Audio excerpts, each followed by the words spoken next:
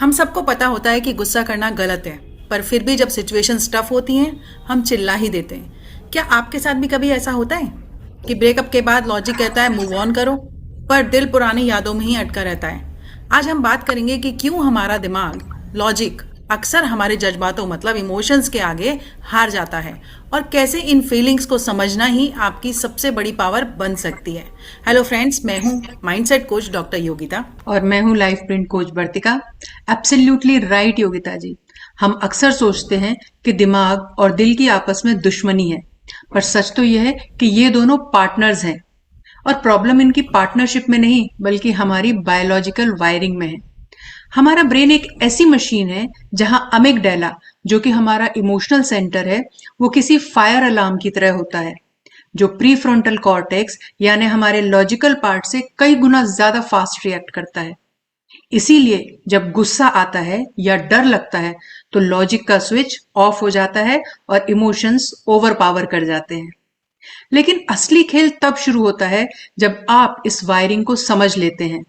अपने मन में चल रहे भावों यानी फीलिंग्स को सिर्फ महसूस करना काफी नहीं है, उन्हें डीकोड करना ही असली पावर है। इसे ही हम इमोशनल इंटेलिजेंस कहते हैं। जी हाँ, याद रखिए कि इमोशनल इंटेलिजेंस वो स्किल है जो आपकी फीलिंग्स को आपकी वीकनेस नहीं, आपका सबसे बड़ा असली वेपन बना देती है। क्योंकि जो इंसान अपने अंदर के तूफान को समझ सकता है, उसे बाहर का कोई भी मौसम हिला नहीं सकता। तो आज इसी विषय पर चर्चा करने के लिए हमारे साथ हैं मुंबई से रिंकी अग्रवाल, जो फीलिंग्स की भाषा समझती हैं, जो इमोशंस को समझकर न सिर्फ खुद की बल्कि पूरे परिवार की जिंदगी बदल सकती हैं और बदल रही हैं। रिंकी जी ने 10 साल से ज्यादा के एक्सपीरियंस के दौरान 300 से ज्यादा पेरेंट्स और बच्चों की जिंदगियों को छुआ है। वो एक emotional resilience coach, parent child buddy हैं, जो पेरेंट्स और बच्चों के बीच इमोशनल गैप को ब्रिज करने का काम करती हैं। उनका मानना है कि जब तक फीलिंग्स की लैंग्वेज क्लियर नहीं होती, रिश्ते की लैंग्वेज भी क्लियर नहीं हो सकती। सो हम वेलकम करते हैं रिंकी अग्रवाल जी का। आपका स्वागत है रिंकी जी कहीं सुनी में। और स्वागत के साथ ही आपके लिए पहला सवाल भी। रिंकी जी, आपका सफ़र इमोशनल अवेयरनेस तक कैसे पहुंचा? क्या कोई ऐसा टर्निंग पॉइंट था जब आपने महसूस किया हो कि फीलिंग्स को समझना सिर्फ सॉफ्ट स्किल नहीं है बल्कि सर्वाइवल स्किल है? Okay, thank you very much, Bartika ji and Yogita ji for having me here and मुझे एक मौका देने के लिए मेरी जो जर्नी है वो शेयर करने के लिए। आपने जो पूछा कि ये इमोशंस को समझना इसके लिए कोई एक पर्टिकुलर टर्निंग पॉइंट है, तो ऐसा कुछ turning point particular turning point नहीं है। मैंने लाइफ को हमेशा गो विद द फ्लो के जैसा जिया है और मैं ये समझती हूँ कि ये चीज मुझ में धीरे धीरे over a period of time बचपन से ही डेवलप हो रही है। मैं मेरे फादर के साथ बहुत कनेक्टेड थी। उन्होंने मुझे हमेशा मेडिटेशन, प्रेयर्स, इन चीजों में इन्वॉल्व किया अपने साथ और मैं उनके साथ बहुत आराम से हर एक चीज शेयर कर सकती थी। इनफैक्ट मेरे फैमिली में सब लोग बोलते थे कि जो चीज फादर के साथ नहीं शेयर करनी चाहिए गर्ल्स को, तो वो भी शेयर करती है फादर के साथ। तो ऐसा एक ओपन कम्युनिकेशन हुआ करता था मेरा हमेशा मेरे फादर के साथ। और धीरे धीरे उसी ने मुझे एक बोल्ड पर्सन के जैसा डेवलप किया, एक कॉन्फिडेंट पर्सन के जैसा डेवलप किया। और जो भी अपनी लाइफ में मैंने करना चाहा वो हमेशा किया। एक अंदर से एक विल पावर हमेशा डेवलप होती रही। And over a period of time धीरे धीरे अलग अलग जर्नी से गुजरते हुए, अलग अलग पाथ से गुजरते हुए, मुझे एक दिन पता चला कि हाँ, मैं ट्रेनिंग्स में ज्यादा इंटरेस्टेड हूँ, कोचिंग में ज्यादा इंटरेस्टेड हूँ। फिर किस टाइप की ट्रेनिंग, किस टाइप की कोचिंग? तो ये मेडिटेशन, इमोशंस, ये जब वर्ड्स में सुनती थी, विपासना, ऐसे सब वर्ड्स जब मैं सुनती थी ना, तो मैं अट्रैक्ट होती थी ये वर्ड्स के लिए। और फिर मुझे एक बार मौका मिला विपासना मेडिटेशन में जाने का। वहां पर मैंने 10 दिन वहां पर साधना की और वो साधना के दौरान मुझे इमोशंस और बेहतर समझ में आया और मेरी अपनी जर्नी से मुझे समझ में आया कि इमोशंस और फीलिंग्स को जब समझा जाए और पेरेंट्स के साथ जब ठीक से कनेक्ट और बॉन्ड हुआ जाए और उनको ठीक ठीक अपने मन की स्थिति बताई जाए तो अपने को कैसे सपोर्ट मिल सकता है और कैसे हम कॉन्फिडेंस के साथ आगे बढ़ सकते हैं, कैसे हम जो चीजें अपने को सपोर्ट नहीं करती हैं उनको पीछे छोड़ सकते हैं। तो इस तरह की मेरी जर्नी रही है और इसी से मुझे समझा है कि कैसे फीलिंग्स को समझना बहुत जरूरी है और उनके साथ आगे बढ़ना बहुत जरूरी है। लवली।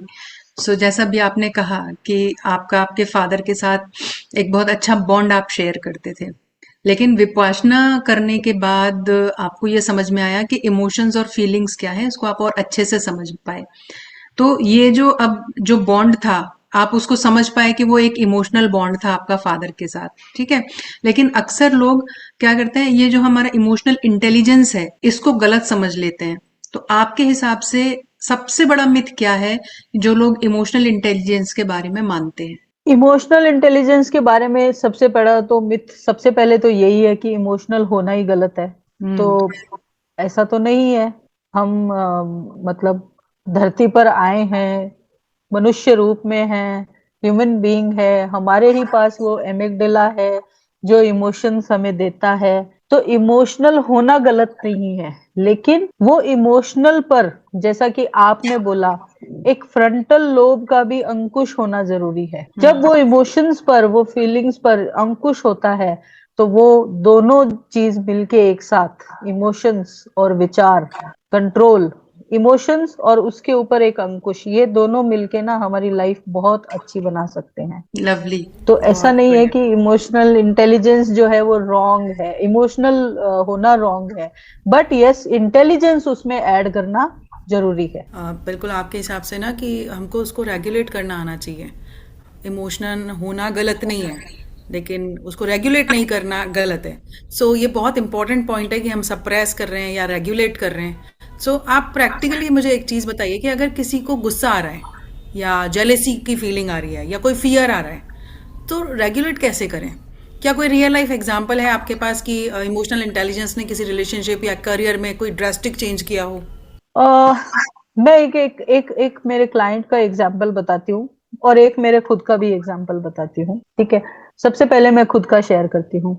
तो मैं एंगर में मतलब on the top of level, मतलब उससे ज्यादा शायद एंगर किसी का होता भी नहीं होगा जितना मेरा था। लेकिन मैं कुछ कुछ हैबिट्स मैंने इतने सालों में डेवलप की है, प्रैक्टिस करने की, मेडिटेशन और ये एक्सरसाइज, काफी सारी चीजें मैंने डेवलप की है अपने अंदर और उनको मैं कंसिस्टेंटली हर रोज करती हूँ। तो अभी रिसेंटली मैं ट्रेवल कर रही थी ट्रेन में और मैं ट्रेन का दरवाजा नहीं खुला और मुझे बोर्ड करना था, और यदि दरवाजा नहीं खुलता तो वहां पर 2 ही मिनट ट्रेन रुकती है, दरवाजा नहीं खुलता तो हमारी ट्रेन छूट जाती। तो वो किसी तरह मैनेज किया। फिर अंदर एक पैसेंजर को मैंने बोला, आप इधर बाजू में बैठे थे, आप यदि खोल देते दरवाजा तो ठीक रहता, हम लोग जल्दी से बैठ जाते, ट्रेन छूट जाती तो हमारी। अभी ये इतना ही मैंने बोला था कि वो मेरे ऊपर शाउट करने लगे बहुत बुरी तरह। और जैसे ही उन्होंने शाउट करना शुरू किया ना, मैं अंदर से एकदम शांत, एकदम चुप, और मैं रादर ये करने लगी, उसको अंदर से ब्लेसिंग देने लगी कि इनको जरूर कुछ ना कुछ पेन है अंदर, तो यूनिवर्स आप इनका वो पेन को ठीक कीजिए। अब ये जो चीज थी, ये है कि मैंने over a period of time practices की, इसलिए मैं उतनी शांत हो पाई और ये उस दिन मुझे पता चला कि मैं इस लेवल पर शांत हो गई हूँ। ये एक चीज है कि इमोशनल इंटेलिजेंस कहाँ पर कैसे काम आता है। अब यदि उस दिन मैं जो पहले थी, आज के 10 साल पहले गुस्से वाली, वैसे होती तो वहां पर एक अच्छा खासा एपिसोड हो जाता था ट्रेन के अंदर, और उसमें आजू बाजू के सारे लोग इन्वॉल्व हो जाते थे और कहीं ना कहीं मुझे 10 बात बोली जाती, सामने वाले को बोली जाती, कुछ ना कुछ ऐसा होता था। तो कुछ भी सीन क्रिएट नहीं हुआ, उसने थोड़ी देर अपना 2-5 मिनट अपना जो भी उनके मन के अंदर गुस्सा आ गया था उसको निकाला और बात खत्म हो गई, उधर ही बंद हो गई। अब ऐसा ही एक एग्जाम्पल है मेरे एक क्लाइंट का कि मेरी एक क्लाइंट है, वो अपने बच्चों के साथ बैठी थी। उनको मैंने एक एक्सरसाइज दी कि आप दोनों जन मिलके अपना अपना एक्सपेक्टेशन लिखो एक दूसरे से। वो क्लाइंट ऐसी है कि उन्होंने अपना करियर छोड़ दिया जस्ट टू बच्चों के अपने अपब्रिंगिंग के लिए, और बच्चे ने ये लिखा बच्चों को सपोर्ट करने के लिए। वो अपना 100% देती है अपने हिसाब से, लेकिन बच्चे का सेंटेंस क्या आया, I need support from my mama. मेरी मम्मा मुझे सपोर्ट नहीं करती है। और जब वो क्लाइंट ने वो लाइन पढ़ी, वो रोने लगी। शी ब्रोक, कंप्लीटली कोलैप्स हो गई। तब मैंने उनको समझाया कि ये जो ब्रेकडाउन है ये सिर्फ इसलिए है क्योंकि आप अपने आप को ध्यान देने के बजाय, अपने आप ध्यान देने के बजाय आपने हर चीज बच्चों के लिए की, अपने आप को प्यार नहीं दिया। सिर्फ बच्चों का ध्यान रखने में, उनकी एक्सपेक्टेशंस को फुलफिल करने में अपने आप को आप भूल गई। और उसके बाद भी आपका बच्चा ये बोल रहा है कि हमें पेरेंट्स से सपोर्ट नहीं मिला, मदर से सपोर्ट नहीं मिला, तो you are feeling empty from inside. तो अब सबसे बड़ी चीज है, आपको पहले अपने आप को फिल करना है वापस, और उसके लिए कुछ चीजें हैं जो आपको करनी है अपने लिए विदाउट फेल। और इस बच्चे के साथ भी जो है वो, ये जो घड़ी घड़ी एंगर वाले जो एपिसोड्स होते हैं ना, हर थोड़े दिनों में जो एंगर वाले एपिसोड होते हैं, उनको कम करने के लिए आपको कुछ चीजें हैं। मेडिटेशन का 5 मिनट देना है तो देना है आपको। यदि ब्रीदिंग वगैरह कुछ मैं बता रही हूँ तो वो यदि करना है तो वो करना है, ताकि आप अपने आप को फील कर सके। आपको जो अच्छा लगता है वो आपको करना है, आप अपने आप को फील कर सके, ताकि ये बच्चे को भी बेटर सपोर्ट कर सके। और एक ओपन कम्युनिकेशन रखिए ना, उसने बोला है आज कि भाई मुझे मम्मा का सपोर्ट चाहिए, तो रादर इसको एक फीडबैक मान के उसके साथ बैठिए कि तुझे सपोर्ट कैसे चाहिए वो बता। इससे क्या होगा, तुमको तुम्हारे बच्चे की लव लैंग्वेज पता चलेगी कि उसको ट्रू। सपोर्ट कैसे फील होता है, उसको कैसे फील होता है कि तुम उसको प्यार करती हो। और जब ये चीज पता चलेगी तो बच्चा तुम्हारे ऊपर 100% ट्रस्ट कर सकेगा। और वो ट्रस्ट कर सकेगा तभी वो तुम्हारे पास हर चीज के लिए तुम्हारे पास आ सकेगा। जैसे मैं मेरे फादर के पास हर चीज के लिए चले जाती थी पूछने के लिए, वैसे बच्चा तुम्हारे पास हर गलती के लिए भी आएगा कि मैंने ये गलती की है, क्योंकि उसको ये पता है मेरी मदर चिल्लाएगी नहीं मेरे ऊपर, डांटेगी नहीं मेरे को, मेरी सिचुएशन समझेगी और फिर उसके अकॉर्डिंग मुझे गाइड करेगी। तो वो ट्रस्ट बिल्ड करना पेरेंट्स का काम है। ये दो चीजों के साथ शायद मैंने आपके सवाल का जवाब दिया बिल्कुल, है। मतलब आपने जो अपना पहला एग्जाम्पल दिया, suppress versus regulate, that is actually very beautiful example, कि वहां आपने अपने गुस्से को सप्रेस नहीं किया था, बट आपने वो चीज सीखी over the period of time कि आपको अपने गुस्से को रेगुलेट कैसे करना है। तो आपने अपना इमोशन नहीं दबाया, उस इमोशन को प्रेयर के फॉर्म में, कि अगले को ब्लेसिंग दे रहे हो, उस तरीके से आपने उसको रिलीज किया। एंड सेकंड एग्जाम्पल, बिल्कुल जैसा योगिता जी ने आपसे कहा था कि किसी रिलेशनशिप में ड्रास्टिक चेंज आया, तो जस्ट मदर और चाइल्ड के बीच में जो कम्युनिकेशन हुआ, उससे किस तरह से दोनों के दिल के अंदर की बातें निकली, और वहां आप उस रिलेशनशिप को और ब्यूटीफुल करने में सक्सेसफुल हुए। Lovely, very beautiful. सो अब मेरा सवाल एक्चुअली इसी चीज से रिलेटेड है। जैसे आपका मैंने पढ़ा कि आपने 300 से ज्यादा पेरेंट्स और बच्चों के साथ में काम किया है, बट एक आजकल बहुत कॉमन प्रॉब्लम सबके साथ में आ रही है कि बच्चे गैजेट्स में डूबे रहते हैं, तो कहीं ना कहीं वो पेरेंट को उतना टाइम नहीं देते हैं। तो पेरेंट्स का कहना क्या होता है कि हम इन बच्चों के लिए इतना सेक्रीफाइस करते हैं, हम दोनों मियाँ बीवी दोनों जॉब कर रहे हैं पूरे समय, लेकिन फिर भी जब ये गेम्स खेल रहे हैं या मोबाइल में या अपनी दुनिया में व्यस्त हैं, वो हमारी बात नहीं सुनते। जबकि वहीं बच्चों का कहना है कि पेरेंट्स हमारी जनरेशन को आजकल समझते ही नहीं है कि हमारी क्या नीड्स हैं, हमारी क्या रिक्वायरमेंट्स हैं। तो ये जो दोनों के बीच में एक आप ट्रस्ट इशू बोल लो, या जो गैप है, इसको कैसे ब्रिज करना है, इसके लिए कुछ आप रेगुलर बेसिस पे करने के लिए कुछ बता सकते हैं जो हमारे पेरेंट्स कर सकें? ये करंट सिचुएशन है और बहुत ही सही तरीके से आपने मुझसे ये चीज पूछी है। मैं इसका जवाब देने की कोशिश करती हूँ, आप बताइएगा यदि पूरा ठीक से बताया या नहीं। इसमें देखिए, सबसे पहली चीज क्या है कि अपने को बच्चा जब टीन एज में आ जाए या फिर उससे भी और बड़ा हो जाए, उसके बाद हम चाहते हैं कि बच्चा हमारे साथ बैठे, हम उसके साथ बात करें, तो ये दिक्कत है, क्योंकि वो गैप ऑलरेडी इतना बड़ा हो चुका है कि उस समय आके वो फिल करना मुश्किल है। इसके लिए क्या है, जब बच्चा छोटा है तभी उसके साथ टाइम स्पेंड करना बहुत जरूरी है। क्वालिटी टाइम, क्वालिटी टाइम मतलब एकदम अनडिवाइडेड। भूल जाइए गैस पर है ना खाना रखा हुआ है, भूल जाइए कि डोरबेल बज रही है, भूल जाइए कि तुम्हारे दोस्त आने वाले हैं, भूल जाइए कि घर में और कोई है। सब कुछ भूल के ना घर में सिर्फ दो ही जन है, यू एंड योर चाइल्ड। और उस चाइल्ड को आपसे क्या चाहिए बस वही आपको देना है। जब हम इतनी अनडिवाइडेड अटेंशन देंगे ना अपने बच्चों को, तब वो भी हमें वो मिलेगा। जब हम देंगे तो वो हमें भी मिलेगा वापस। मोबाइल में बच्चे इसलिए हैं क्योंकि पेरेंट्स भी बिजी हैं, अब दोनों जन जॉब करते हैं, तो डेफिनेटली घर का काम सब संभालना प्लस जॉब पे भी जाना। आजकल तो ये एक ट्रेंड हो गया है कि ऑफिस का काम भी घर पर आता है, घर पे आके भी अपना काम में ही लगे हैं, तो बच्चा नेग्लेक्टेड फील करता है, तो उसने फिर अपना दोस्त जो है मोबाइल को बना लिया है। अब जब आपको टाइम है तो आपका बच्चा आपके लिए अवेलेबल नहीं है, तो उसमें क्या है कि अभी बाउंड्री सेट करनी पड़ेगी। बहुत ही सिंपल सी चीज है, बाउंड्री सेट करनी पड़ेगी। एक टाइम अपने को सेट करना होगा कि भाई ये टाइम हम आपको देंगे।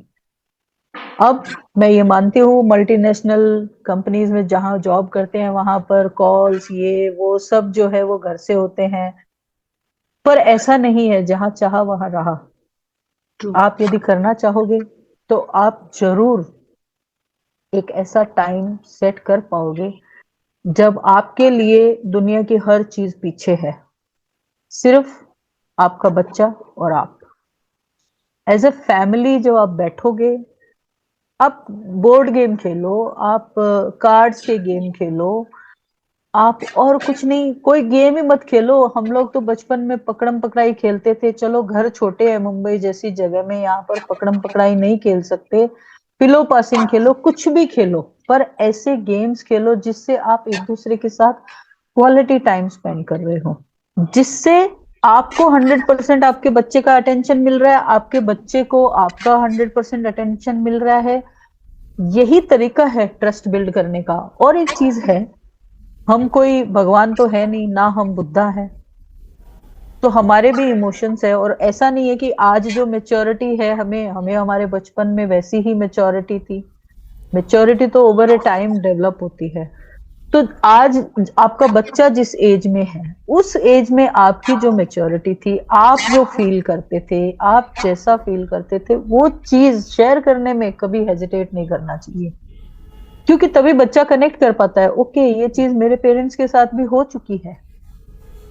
मतलब यदि जाके मैंने किसी शॉप से एक चॉकलेट चुरा ली है और फिर वो मैं पकड़ी भी गई हूँ, और फिर मुझे मतलब उसके लिए डांटा गया है, और उसमें मैंने ये फील किया है कि यार एक चॉकलेट ही तो थी, एक चॉकलेट के लिए मतलब मुझे क्यों इतना डांटा गया है ना। इफ आई फेल्ट कि नहीं मुझे वो खानी है, मुझे ऐसा मन में अच्छा फील नहीं हो रहा है, मुझे डांटा गया, मुझे गुस्सा आ रहा है, ये इंसिडेंट यदि मैं बच्चे को शेयर करती हूँ, तो एक्चुअली मैं मेरे बच्चे को ना एक ऐसी सिचुएशन बता रही हूँ जिससे वो रिलेट कर सके, जिससे वो रेजोनेट कर सके। और फिर जब नेक्स्ट टाइम आपका बच्चा ऐसी किसी सिचुएशन में होगा ना, तो वो आपके पास वापस आके वो सिचुएशन शेयर करने में घबराएगा नहीं। ट्रू। और वही एक ऐसा पॉइंट है कि जब बच्चा आपके साथ शेयर में घबराता नहीं है, तो आपको उसकी हर एक चीज पता है, आप उसको सही गाइडेंस कर सकते हो। यदि सही आपके ऊपर यदि आपके बच्चे को ट्रस्ट नहीं है और आप सही गाइड नहीं कर पा रहे हो, ट्रस्ट नहीं है, वो आएगा ही नहीं आपके पास, और नहीं आएगा तो वो कहीं तो जाएगा। अब किसके पास जाएगा? वो अपने ही एज के बच्चों के पास जाएगा। उसके एज के बच्चे उसको क्या गाइड करेंगे? उसका क्या मेच्योरिटी लेवल होगा? उतना ही जितना आपके बच्चे का है। अब उस मेच्योरिटी लेवल के साथ वो कुछ भी जो भी गाइड करेंगे, क्या वो बहुत सही गाइडेंस होगी? क्या वो उतनी अच्छी गाइडेंस होगी कि आपका बच्चा सही डिसीजन ले पाए? नहीं हो पाएगा। तो इसलिए ये ट्रस्ट बिल्ड करना बहुत जरूरी है। बच्चा आपका है, आपने डिसीजन लिया है बच्चे को अपनी लाइफ में लाने का, तो टाइम भी आपको ही सेट करना होगा कि हम कैसे क्वालिटी टाइम अपने बच्चे को दें। भले हम जॉब पे हैं, भले हम घर के काम में हैं, भले हम अपने जॉइंट फैमिली में हैं, तो हम इन लॉज की भी सेवा कर रहे हैं, वो भी हमारा धर्म है, लेकिन उसके साथ साथ ये भी हमारी रिस्पॉन्सिबिलिटी है। तो ये over a period of time regular practice करने से ही होगा। ऐसा नहीं है कि बच्चा 18 का हो गया अब हमको गैप को ब्रिज करना है, उसके लिए तो फिर आपको अंडर मेंटर रहना पड़ेगा। तभी वो गैप फिल होएगा। लेकिन यदि बच्चा छोटा है, 3-4 साल 5 साल का है, और तभी से यदि इस चीज को डेवलप करना शुरू कर दिया, तो फिर धीरे धीरे आपका कभी गैप होगा ही नहीं, वो हमेशा एक चैनल ओपन ही रहेगा। जैसे जिम में जाते हैं, रोज प्रैक्टिस करते हैं, योगा रोज प्रैक्टिस करते हैं, या स्ट्रेचिंग एक्सरसाइज रोज करते हैं, तो बॉडी कैसे अपना फ्लेक्सिबल रहता है, योगा में हम कोई भी आसन बहुत अच्छे से कर सकते हैं, वैसे ही वो ब्रिज हमेशा ओपन ही रहेगा यदि हमने बच्चे के बचपन से चैनल बनाने की कोशिश की तो। और टीन एज में आके या फिर यंग एज में आके कोशिश कर रहे हैं, तो then you have to refer to a mentor. और बहुत ही बढ़िया तरीके से आई थिंक हमारे ऑडियंस को बहुत अच्छे से समझ में आ गया होगा कि आफ्टर अ एज हमें बच्चों को अप्रोच नहीं करना है, हमें शुरू से ही वो चैनल डेवलप करना है, वो ब्रिज डेवलप करना है जिस पे चलकर हम बच्चों के दिल के करीब पहुंच सकें। मेरा अगला सवाल भी कुछ इसी से रिलेटेड है कि क्या कभी ऐसा होता है कि इमोशंस इतने ओवरवेम हो जाते हैं कि पॉज करना मुश्किल हो जाता है, और अगर ऐसा होता है तो उस मोमेंट में क्या करें? बिल्कुल हो सकता है, हम ह्यूमन बीइंग है ना। बहुत सारे हमने ऐसा पुराने स्क्रिप्चर्स सुने होंगे जहां पर बहुत सारे ऋषि मुनि जो एकदम बहुत बहुत सालों तक साधना करते हैं, और उसके बाद भी उनके इमोशंस ने हमेशा ओवर पावर किया है। तो फिर हम तो उतनी साधना भी नहीं कर पा रहे हैं, और हम ह्यूमन बीइंग है। आज लाइफ एकदम मटेरियलिस्टिक है, फास्ट लाइफ है, किसी को किसी के लिए टाइम, दूसरे के लिए छोड़िए, आज अपने लिए समय नहीं कोई निकाल पा रहा है। तो उस केस में ओवरवेलमिंग वाली सिचुएशन तो बहुत ही इजीली हो सकती है। अब उसमें उसके बाद क्या करना चाहिए, इसमें इसमें तो बहुत मतलब ये सोचने वाली बात है, क्योंकि बाद में एक बार तीर कमान से निकल गया, उसके बाद क्या कर सकते हैं। उसके जो आफ्टर इफेक्ट्स है वो तो होते ही हैं, लेकिन वो आफ्टर इफेक्ट्स को एक्सेप्ट अपने को करना पड़ेगा कि हाँ भाई ये गलती है हमारी, और इसको एक्सेप्ट करना पड़ेगा। उसको एक्सेप्ट कर पाएंगे तो उसको एक लेसन के जैसे भी ले सकते हैं।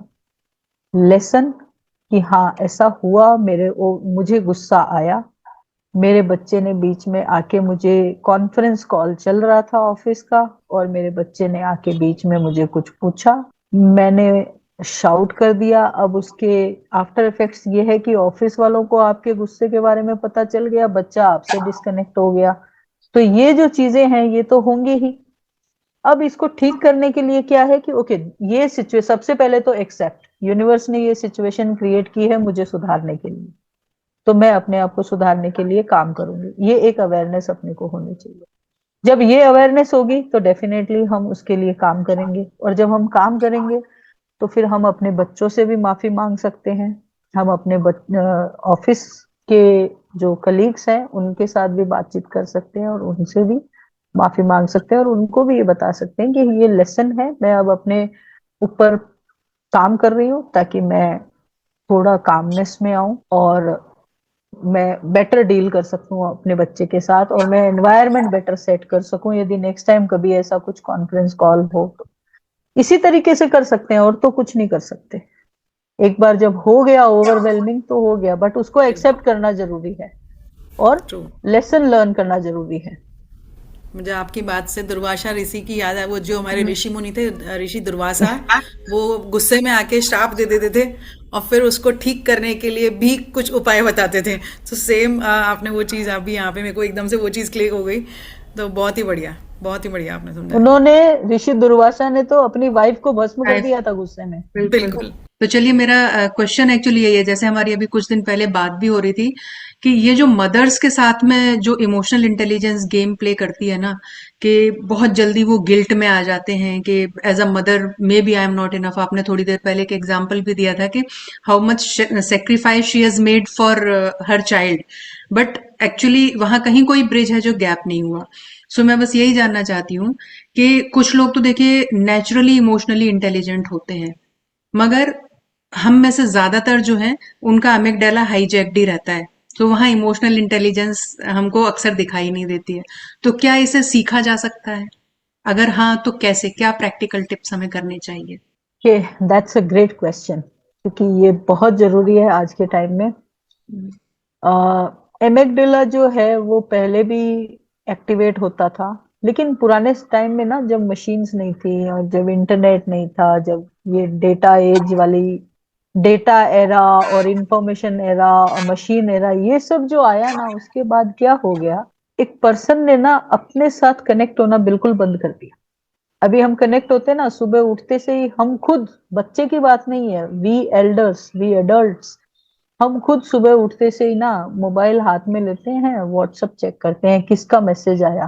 अरे पहले खुद के साथ कनेक्ट करके राम राम तो बोल दो, खुद को तो प्रेम कर लो, उसके पहले हम सीधे दुनिया से कनेक्ट होना चाहते हैं। तो ये क्यों हुआ है? क्योंकि ये सब अपने पास बहुत सारे गैजेट्स आ गए हैं और बहुत सारे साधन आ गए हैं, इसलिए। उसके पहले क्या होता था, हमारे जो एंसेस्टर्स हैं, लाइक बहुत दूर की बात नहीं है, मेरे पेरेंट्स या फिर उनके पेरेंट्स, वो लोग क्या है, उनके पास कोई मशीन्स नहीं थी। हर काम उनको चलना है या फिर उनके अपने हाथ से उनको काम करना है। उनको यदि ट्रैवल करना है तो उनके पास बैलगाड़ी है, नहीं तो उनको चल के जाना है। ऐसी सब चीज होती थी। तो ये जो एमेगडेला जो है ना, वो हाईजेक हो ही नहीं पाता था, क्योंकि एमेगडेला का काम चालू ही रहता था डे टू डे लाइफ में। चक्की पीसते थे आटा, आटा के लिए। तो ये सब एमेगडेला जो है वो अपने आप ही शांत रहती थी, क्योंकि सारे इमोशंस जो अंदर सप्रेस होते थे, वो सारे, वो सब एक्सरसाइज में सब जो है ना, वो रिलीज हो जाते थे। तो उनको ये जरूरत नहीं पड़ी। आज अपने को इन चीजों की जरूरत पड़ती है, क्योंकि हम अपने से ज्यादा बाहर से कनेक्टेड है, बाहर को देखते हैं। दूसरा इंसान ज्यादा खुश है, उसको देख के अपने आप को लो फील करते हैं। ऐसी सब चीजें होती है, तो उसकी वजह से हमारा एमिगडाला हमेशा हाईजेक्ड ही रहता है। अब बात यह है कि क्या हम कुछ ऐसा सीख सकते हैं, कुछ ऐसी प्रैक्टिसेस हैं जिनको करने से हम थोड़ा मन की शांति में आ सके, कामनेस में आ सके, जॉयफुलनेस की स्टेट में आ सके। यस, लेकिन उसके लिए अपने आप से ये भी प्रॉमिस करना होगा कि हम प्रैक्टिस हर रोज करेंगे। उसमें सबसे बड़ी जो एक प्रैक्टिस है, जो मुझे मेरे अंदर से बहुत शांति जिसने दी है, वो है डीप ब्रीदिंग। बहुत ज्यादा अंदर से शांति। मैंने जो अपना एग्जाम्पल आप लोगों को बताया ट्रेन वाला, उसका सबसे बड़ा जो रीजन है कि मैं उस स्टेट में आ पाई, वो रीजन है मेरा डीप ब्रीदिंग। कंसिस्टेंटली कंसिस्टेंटली मैं डीप ब्रीदिंग करती हूँ। अब हो सकता है आपका ये भी रहेगा आगे क्वेश्चन कि डीप ब्रीदिंग कितनी देर करें, कैसे करें, हमारे पास तो टाइम ही नहीं है। क्योंकि आजकल सबसे बड़ा एक ही ये सेंटेंस आप हर हर इंसान से सुनोगे, हमारे पास टाइम नहीं है। जितना ज्यादा हम बोलेंगे ना हमारे पास टाइम नहीं है, उतना ज्यादा हमारा 24 घंटा जो है 12 घंटे में चेंज होता जाएगा। डीप ब्रीदिंग 2 मिनट डेली करो, बहुत अच्छा इम्पैक्ट होता है। लेकिन हर रोज करो। एक दिन आधा घंटा करने से अच्छा है हर रोज 2-2 करो। उससे धीरे धीरे डेवलप होगा। और जब 2 मिनट एक हफ्ता करने लगेंगे ना, वो 2 से 3 मिनट कब होगा अपने को पता भी नहीं चलेगा। उसके लिए टाइम अपने आप निकल जाएगा। फिर 3 से 4 भी मिनट होएगा, 4 से 5 मिनट होएगा। तो एक तो ये चीज बहुत जरूरी है सीखने के लिए। दूसरी एक चीज है, अपने आप को खाली करना बहुत जरूरी। सेल्फ अवेयरनेस में कैसे आ सकते हैं, अपने आप को कैसे समझ सकते हैं, अपने साथ कैसे कनेक्ट हो सकते हैं? तो अपने अंदर खाली होना बहुत जरूरी है। जो बाहर के एनवायरनमेंट से ऐसी चीजें आ गई है जो अपने को सपोर्ट नहीं कर रही है, अपने को हेल्प नहीं कर रही है ग्रो होने के लिए, भले चाहे वो स्पिरिचुअली हो या पर्सनली हो या करियर वाइज हो, कैसे भी हो। कुछ चीजें हम एनवायरनमेंट से पिकअप कर लेते हैं, आसपास के लोगों से पिकअप कर लेते हैं, जो अपने को सपोर्ट नहीं करती। उसके लिए खाली होना, उन चीजों को निकालना बहुत जरूरी है। अब उन चीजों को रिलीज कैसे कर सकते हैं? आप एग्जाम्पल दे सकते हो कि हम कौन सी चीज एनवायरनमेंट से लेते हैं जो हमारे लिए जरूरी नहीं है, तो ऑडियंस थोड़ा रिलेट कर पाएगी। ओके, एनवायरनमेंट से हम लेते हैं, जैसे जब हम दुखी हैं और हम अपने दोस्तों के साथ कहीं बाहर घूमने जा रहे हैं, तो वो लोग कुछ बाहर के सब्सटेंस लेते हैं, जिससे उनको थोड़ी देर के लिए अच्छा फील होता है, और हम भी वो चीज लेना शुरू कर देते हैं। नंबर 1। नंबर 2, वो अपना लाइफ का स्टोरी बताते हैं कुछ भी XYZ उनके साथ जो भी हुआ रहेगा फैमिली में, बिजनेस में, जो भी है, हमने उसको जो है वो ले लिया और अपने अंदर इनग्रेन कर लिया। मान लीजिए उनको बिजनेस में लॉस हुआ, उसमें उसने क्या किया होगा जिसकी वजह से बिजनेस में लॉस हुआ वो अपने को नहीं पता, लेकिन वो क्या बोलेगा कि मेरे को ये कस्टमर ने पैसा नहीं दिया, इतने लोगों में ऐसा हो गया जिसकी वजह से मुझे ये बिजनेस में लॉस हुआ। अब हमने उसको सबकॉन्शियसली कैसे ले लिया कि ऐसे टाइप के, पर्टिकुलर टाइप के कस्टमर यदि है, उनके साथ डील करेंगे तो अपने को बिजनेस में लॉस होगा। हम, मेरे अंदर ये इनग्रेन हो गया। अब क्या होगा, मैं यदि बिजनेस में हूं तो मैं भी बिजनेस में वैसे टाइप के कस्टमर्स के साथ डील करने में घबराऊंगी। ओके, तो अब वैसे ही कस्टमर हैं तो डील तो उनके साथ ही करना है, तो अपने को अब जब तक वो एक जो अंदर इनग्रेन हो गया है सबकॉन्शियस माइंड में, उसको खाली नहीं करेंगे तब तक हम वो कस्टमर के साथ कॉन्फिडेंटली डील नहीं कर पाएंगे। खाली करने का तरीका क्या है, बैठ के लिख डालो, पेपर पेन लो और लिख लो, जितने जो विचार आते हैं ना सारे लिख दो। लिखने से क्या होता है ना, जितने भी रिलीज करने वाली चीजें है ना वो लिख देते हैं, उसके साथ साथ है ना कुछ तो भी क्रिएटिव आइडिया भी लिखते हैं साथ में। तो पहली चीज क्या है, पहले उनको लिख के उनको रिलीज करना है। रिलीज करते करते कुछ ऐसा आइडिया है जो आपको लग रहा है क्रिएटिव, वो पेज पलट के क्रिएटिव आइडिया लिख लो अपना। तो ये बहुत इंपॉर्टेंट चीजें हैं अपने लाइफ में इमोशनल इंटेलिजेंस को सीखने के लिए। ऐसी और भी बहुत सारी प्रैक्टिसेस हैं जो कि हम बात कर सकते हैं कभी सो भी, नेक्स्ट कोई भी बहुत ही एपिसोड बढ़िया मैम, होगा। बहुत मज़ा आ गया कि हमको इतनी सारी टेक्निक सीखने को मिल रही हैं। और आखिर आखिर लास्ट में ही मैं आपसे एक इसी से रिलेटेड क्वेश्चन करने जा रही हूँ कि हमारे लिसनर्स जो हमको सुन रहे हैं, पेरेंट्स, प्रोफेशनल्स, स्टूडेंट्स, उनके लिए कुछ ऐसी कोई टॉप टिप आपके पास हो, पावरफुल टिप जिनको वो आज से ही इम्प्लीमेंट कर सकें। इमोशनल इंटेलिजेंस सीखने के लिए, अपने आप को खाली करने के लिए। जी मैम। ओके, पावरफुल टिप है डीप ब्रीदिंग। एक और चीज कर सकते हैं, हमारे लाइफ में खाली बुरा ही बुरा नहीं होता है, बहुत कुछ अच्छा भी होता है। सबसे पहली चीज तो है, हम रोज सुबह उठ जाते हैं, आंख खुलती है, बेड से उठ जाते हैं, ये बहुत पावरफुल है, बहुत पावरफुल है। तो जब उठ जाते हैं ना, उठते ही हम उसके लिए भगवान को थैंक यू बोल सकते हैं, अल्लाह को थैंक यू बोल सकते हैं, जीसस को थैंक यू बोल सकते हैं, नानक जी को थैंक यू बोल सकते हैं, जिसको आपको मन करे उसको थैंक यू बोलिए। कुछ नहीं तो यूनिवर्स को थैंक यू बोलिए कि हमें ठीक से सही सलामत फ्रेश उठा दिया, मेरी नींद पूरी कर दी, मेरे बॉडी को रीजनरेट कर दिया। उसके लिए हर रोज थैंक यू बोले। सिर्फ यही इम्प्लीमेंट कर लिया, over a period of time बहुत अच्छे से अपना सेल्फ डेवलप हो जाएगा, अपना इनर सेल्फ के साथ कनेक्ट होना शुरू हो जाएगा। लवली। तो बहुत सारे टिप्स हो गए आज, है ना। ब्रीदिंग हो गया, जर्नलिंग हो गया, ग्रेटिट्यूड हो गया। Thank you Rinki ji. But एक लास्ट में कुछ और मैं पूछना चाहती हूँ कि जैसे हम सब अपने दर्द से, पेन से कहीं ना कहीं दूर भागना चाहते हैं, है ना। हमें बचपन से जैसे सिखाया भी जाता है कि किसी के सामने रोना नहीं चाहिए, ये मतलब इस तरह की बहुत सारी चीजें जो हमारी कंडीशनिंग जिसको हम बोलते हैं। लेकिन जैसे अब आपने बोला कि जो इमोशनल इंटेलिजेंस है, उसका मतलब ये नहीं होता है कि आप अपने दर्द से भागो या अपने इमोशन से भागो, बल्कि उसको अपने अंदर देखना होता है। तो आपने सेल्फ अवेयरनेस के बारे में भी बोला कि पहले तो खुद के लिए अवेयर होना जरूरी है, खुद से कनेक्ट होना जरूरी है।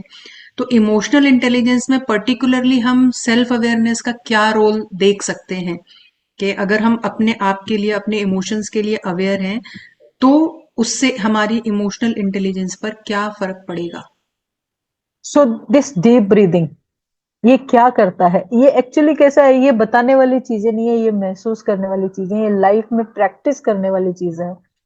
मैंने भी इन चीजों को सीखा है over a period of time. जैसे कि मैंने आपको बताया कि मुझे बहुत गुस्सा आता था, तो कैसे मैंने अपने आप को अ, बहुत ज्यादा एंगर से कामनेस की तरफ जो लाया है, उसमें सबसे बड़ा रोल है डीप ब्रीदिंग का। जब हम रेगुलर प्रैक्टिस करते हैं इन चीजों की, तो धीरे धीरे धीरे धीरे हमारा एक अपने खुद के साथ कनेक्शन होता है। हम अपने बॉडी को सुन सकते हैं, समझ सकते हैं, बॉडी के साथ साथ फिर हम अपने माइंड को भी समझने लगते हैं कि वो क्या कर रहा है। अब ये बात है कि इमोशन से हमें भागना नहीं है, हमारे चैलेंजेस भाग के क्या होना है। यदि आप लोग कर्मा में बिलीव करते हैं तो किसी भी एक चीज से यदि भागेंगे, भाग के वो वापस आना ही आना है अपनी जिंदगी में। तो जब उसको सामने से फेस करके उसको इरेडिकेट करेंगे, तब जाके हमें उससे छुटकारा मिलेगा।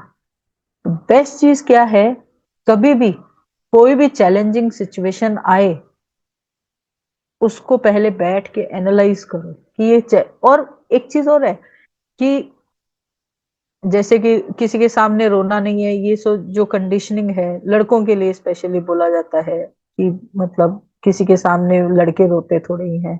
और ये जो कंडीशनिंग है ये हमें एनवायरनमेंट ने दी है, हमें सोसाइटी ने दी है। उसके लिए क्या है, अपने पास एक मेंटर हो। मेंटर भले ही कोई भी हो, कोई प्रोफेशनल हो या अपने से बड़ा हो घर में कोई भी, उनके साथ बैठो, डिस्कस करो, अपनी चैलेंजिंग सिचुएशन को डिस्कस करो। यदि हम खुद से नहीं कुछ पॉइंट पे पहुंच रहे हैं, तो अपने से बड़े को देखो और उसके साथ डिस्कस करो, प्रोफेशनल के साथ डिस्कस करो कि ये चैलेंजिंग सिचुएशन है, मैं अपने करियर में स्टक हूं, मैं अपनी पढ़ाई में ओके। मैं एक एग्जांपल देती हूँ। एक बच्चा है 10th क्लास में, मेरे पास आया था। मैंने उसको पूछा कि पढ़ाई कैसे करते हो, तुम्हारी पढ़ाई कैसे चल रही है, कैसे क्या करते हो। तो उसने मुझे जो बोला ना, उससे मुझे एक बार को तो लगा अरे ऐसा भी होता है क्या। उसने बोला मुझे यही तो नहीं समझ में आ रहा है कि पढ़ना कैसे है। तो ये बहुत ही अच्छा था। एक्चुअली उसको प्लान करना नहीं समझ में आ रहा था कि स्टार्ट कहाँ से करूं, क्योंकि बहुत कुछ है करने को, अब मैं स्टार्ट कहाँ से करूं।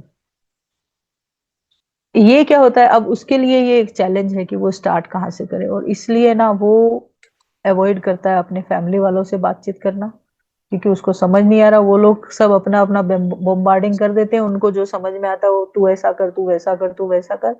बट एक्चुअल में उसको कोई सुना ही नहीं कि उसका क्या प्रॉब्लम है। जब उसने मेरे सामने बोला, तब मैंने उसको थोड़ा गाइड किया। एक तो यही डीप ब्रीथिंग के लिए बोला उसको कि ये करेगा तो तुझे थोड़ा अवेयरनेस आएगा। दूसरी चीज, तेरे पास जितना भी पढ़ने के लिए है, एक दिन पूरा दे उसको प्लान करने के लिए, और उसको आराम से पढ़। एक लेसन प्लान बना ले कि मुझे आज इतना पढ़ना है और आज इतना कंप्लीट करना है। वो कंप्लीट नहीं भी होए तो चिंता करने की बात नहीं है, अगले दिन कंप्लीट कर। तो ऐसा है कि जब भी चैलेंजिंग सिचुएशन आए ना, सबसे पहली चीज तो ये है कि हमें रीच आउट करना चाहिए अपने से जो ज्यादा मेच्योर अपने को दिखता है उनसे, यदि खुद से हैंडल नहीं कर पा रहे हैं तो। दूसरों का सहारा लेने में कोई दिक्कत नहीं है, इमोशंस को एक्सप्रेस करने में कोई दिक्कत नहीं है। रोना कोई गलत चीज नहीं है, रो लेने से हम वो दर्द को रिलीज कर देते हैं, वो नेगेटिविटी को रिलीज कर देते हैं, बाहर निकाल देते हैं। और वो बाहर ही निकालना, अंदर से खाली होना नेगेटिविटी से, वही सबसे ज्यादा जरूरी है। वही सबसे पहली एक्चुअली स्टेप है इमोशनल इंटेलिजेंस को अपने लाइफ में डेली में इम्प्लीमेंट करने की। तो ये करने में कोई दिक्कत नहीं है, करना ही चाहिए। बहुत तुरंत इम्प्लीमेंट करने वाले तरीके आपने बता दिए। तो आज से ही ऑडियंस आई थिंक ये इम्प्लीमेंट करना स्टार्ट कर देंगे। और जो आपने बात की ना कि बच्चों को कंडीशनिंग, हम सबको इसी तरह की कंडीशनिंग मिली होती है कि मर्द को दर्द नहीं होता, जो लड़के रोया नहीं करते। तो ये कंडीशनिंग है लड़कों के साथ स्पेशली कि, और लड़कियां तो होती ही कमज़ोर हैं। तो इस तरह की कंडीशनिंग को लेके जब हम बड़े होते हैं तो ये सब चीज़ें आ ही जाती हैं। तो आज इन शॉर्ट करके मैं छोटा सा मैसेज दे रही हूँ आप लोगों को, जो रिंकी मैम ने हमारे साथ शेयर किया, कि भावनाओं को समझो जो दिल से जुड़ी होती हैं, जीवन अपने आप सरल हो जाएगा। Thank you so much Rinki ji for this wonderful guidance. So आपकी बातों ने हमारी सिर्फ सोचने पे नहीं, हमको महसूस करने पे भी मजबूर कर दिया है कि हम बाहर की दुनिया में कितने उलझ चुके हैं और कितने उलझे हुए रहते हैं। तो ये महसूस करना भी भूल चुके हैं कि महसूस करना है हमें कुछ। सही बात है। सो फ्रेंड्स, हम अक्सर बाहर की दुनिया को बदलने की कोशिश करते हैं, पर असली रेवोल्यूशन तो तब आता है जब हम अपने अंदर की हलचल को समझ लेते हैं। याद रखिए, जो जज्बात आपको चलाते हैं, अगर उन्हें आप समझ लें तो वही आपको जितवाएंगे भी।